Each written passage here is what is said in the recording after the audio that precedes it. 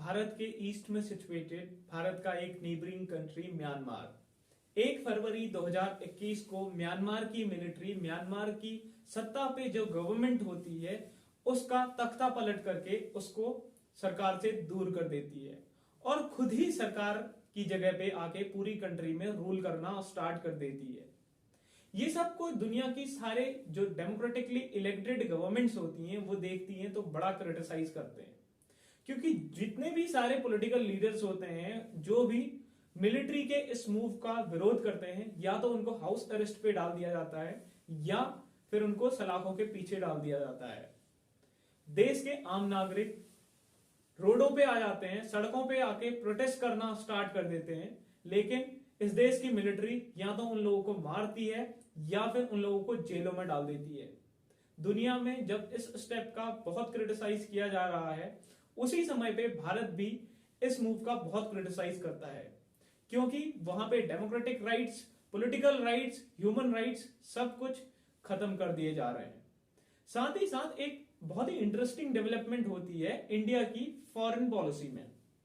दिसंबर 2021 तकरीबन 9 महीने के बाद जो भारत के सबसे सीनियर मोस्ट ब्यूरोक्रेट हैं फॉरेन अफेयर्स मिनिस्ट्री के, भारत उनको म्यांमार भेजता है। तभी ये क्वेश्चन दिमाग में आता है कि ऐसा क्यों? भारत जो दुनिया का सबसे बड़ा डेमोक्रेटिक कंट्री है और बहुत बड़ा सपोर्टर माना जाता है डेमोक्रेसी का, उसने ऐसा क्यों किया कि जो कंट्री जो वहां पे डेमोक्रेसी खत्म करके वहां पे एक मिलिट्री का लीडर देश में शासन कर रहा है, भारत ने अपने इतने सीनियर मोस्ट डेमोक्रेट लीडर को वहां पे क्यों भेजा? रीजन क्या है? तो आंसर बहुत सिंपल है। म्यांमार भारत के लिए एक बहुत ही इंपॉर्टेंट कंट्री है और भारत म्यांमार के साथ अपने रिश्तों को नहीं खराब करना चाहता, क्योंकि भारत ने बहुत मेहनत करके इन रिश्तों में प्रगाढ़ता लाई है, इन रिश्तों को स्ट्रॉन्ग किया है, तो भारत अभी इन रिश्तों को खराब नहीं करना चाहता। So friends, this is Pawan and today we are going to discuss all this. So let's start. अब हम रीजंस को वन बाय वन डिस्कस करते हैं कि क्यों म्यांमार भारत के लिए एक इंपॉर्टेंट कंट्री है। पहला रीजन जो है वो है नॉर्थ ईस्टर्न स्टेट्स के लिए कनेक्टिविटी। भारत के जो सारे नॉर्थ ईस्टर्न स्टेट्स हैं, भारत को वो कनेक्ट करने के लिए एक छोटा सा रास्ता उनके लिए है और वो है सिलीगुड़ी कॉरिडोर, जिसको हम चिकन नेक भी बुलाते हैं। लेकिन इसकी चौड़ाई बहुत कम है जो कि अराउंड 22 किलोमीटर्स है। लेकिन जहां पे ये सिलीगुड़ी कॉरिडोर सिचुएटेड है उसी के ठीक ऊपर 2017 में डोकलाम इश्यू हुआ था। इसका मतलब है जो डोकलाम ट्राई जंक्शन है जहां पे इंडिया है लेकिन वहां पे चाइनीज आर्मी की प्रेजेंस भी है। अगर कभी फ्यूचर में कुछ वॉर जैसी एडवर्स कंडीशंस आती हैं, चाइना वहां से इस सिलीगुड़ी कॉरिडोर पे अटैक कर सकता है और भारत की कनेक्टिविटी को जैम कर सकता है, जिसकी वजह से भारत से ये सारे नॉर्थ ईस्टर्न स्टेट्स डिस्कनेक्ट हो जाएंगे। तो इन सब को दिमाग में रखते हुए भारत ने एक नया प्लान बनाया है जिसमें भारत जो है म्यांमार के थ्रू नॉर्थ ईस्टर्न स्टेट से कनेक्ट करेगा। हालांकि हमारे पास एक और ऑप्शन था, वो था बांग्लादेश के थ्रू, बांग्लादेश के बीच से हम जाते हुए अपनी नॉर्थ ईस्टर्न स्टेट से कनेक्ट करते, लेकिन बांग्लादेश ने इस प्रपोजल को एक्सेप्ट नहीं किया। इसीलिए इंडिया ने म्यांमार को एक प्रपोजल रखा और म्यांमार ने इस प्रपोजल को एक्सेप्ट किया।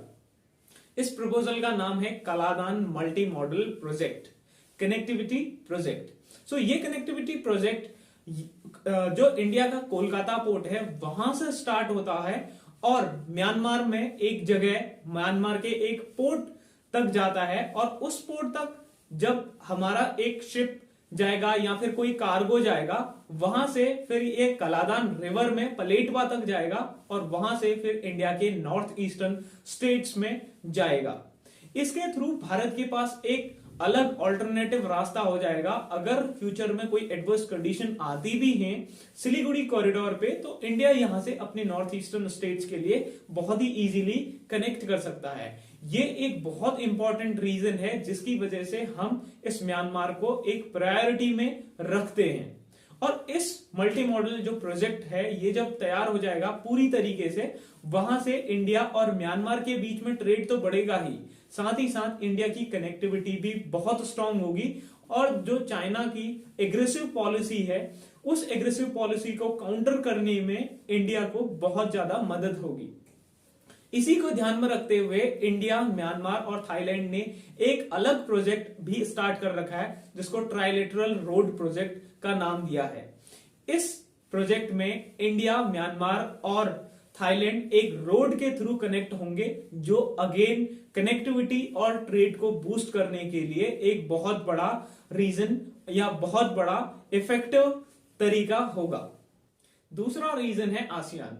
भारत आसियान का एक परमानेंट मेंबर बनना चाहता है। आसियान एक इंटर गवर्नमेंटल ऑर्गेनाइजेशन है और म्यांमार इस इंटर गवर्नमेंटल ऑर्गेनाइजेशन का एक परमानेंट मेंबर है।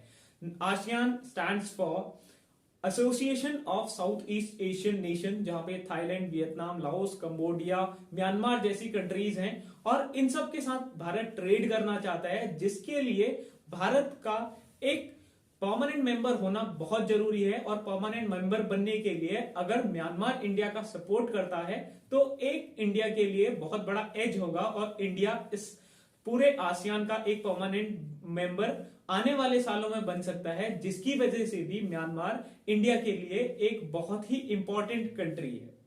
अब तीसरा कारण देखते हैं। तीसरा कारण है नॉर्थ ईस्ट की इंसर्जेंसी।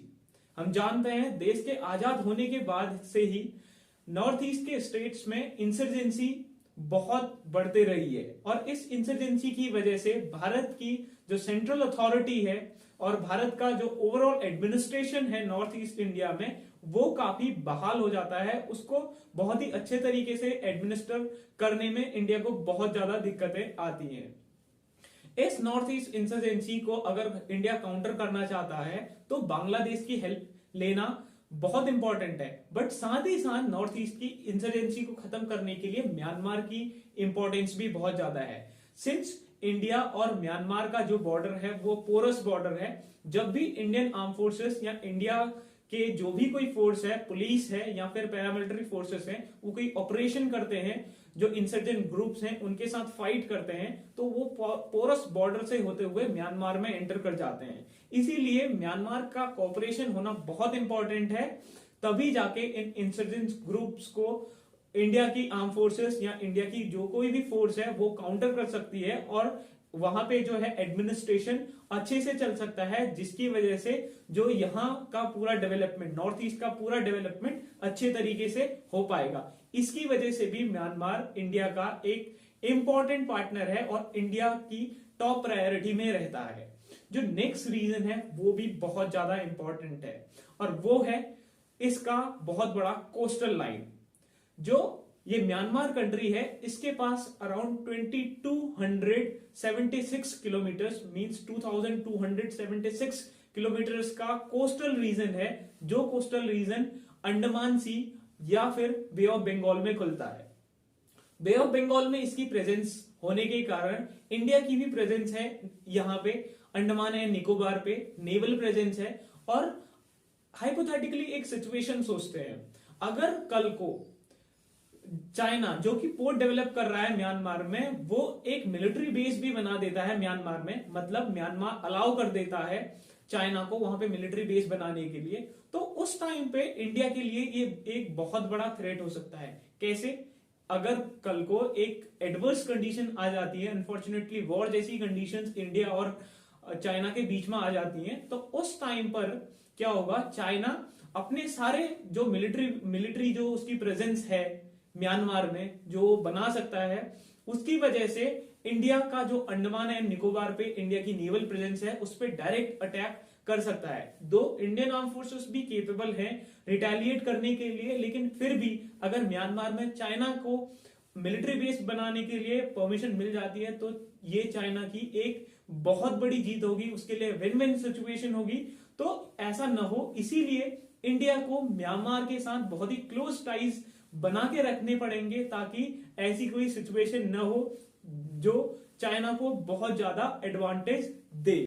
अब जो नेक्स्ट रीजन है वो है इंडिया का जो मेक इन इंडिया प्रोजेक्ट है उसके तहत इंडिया बहुत सारे मिलिट्री इक्विपमेंट इंडिया में बना रहा है और इंडिया का एक बहुत ही एम्बिशियस प्लान है कि 2025 तक का तकरीबन 5 बिलियन का हमने मिलिट्री में एक्सपोर्ट जो है वो दूसरी कंट्रीज को करना है, जिससे जो मेक इन इंडिया प्रोजेक्ट है वो भी बहुत ज्यादा सक्सेसफुल होगा और इंडिया का जो मैन्युफैक्चरिंग सेक्टर है वो भी बूस्ट करेगा।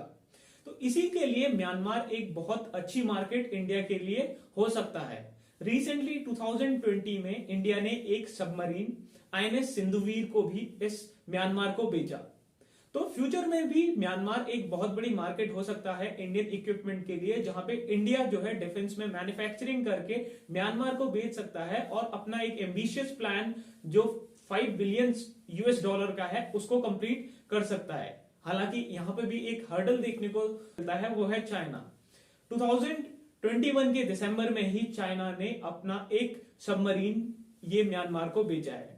तो यहां पे हालांकि चाइना एक हर्डल है, लेकिन इसके बावजूद इंडिया के लिए म्यांमार बहुत इंपॉर्टेंट कंट्री है, जहां पे इंडिया अपना डिफेंस को एक्सपोर्ट कर सकता है, अपने डिफेंस के इक्विपमेंट्स का एक्सपोर्ट करके इंडिया बेनिफिट कमा सकता है। अब जो नेक्स्ट रीजन है वो है म्यांमार की लोकेशन के लिए।